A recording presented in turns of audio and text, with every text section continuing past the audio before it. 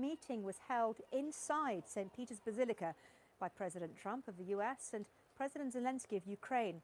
It was their first face-to-face discussion since that angry exchange in the Oval Office. Well, let's cross live and speak to the World News correspondent Joe Inwood. And Joe, tell me a bit more about what we found out about how that meeting went between the two men. I expect it didn't last very long.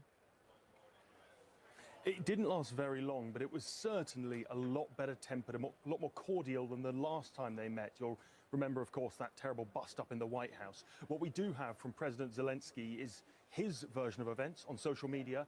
He posted, "We discussed a lot one-on-one, hoping for results on everything we covered, protecting the lives of our people, full and unconditional ceasefire." And the phrase he used is that it has the potential to be historic. Of course, today wasn't a day for politics. This wasn't what it was about. But obviously, when the two men met, the opportunity couldn't be passed up.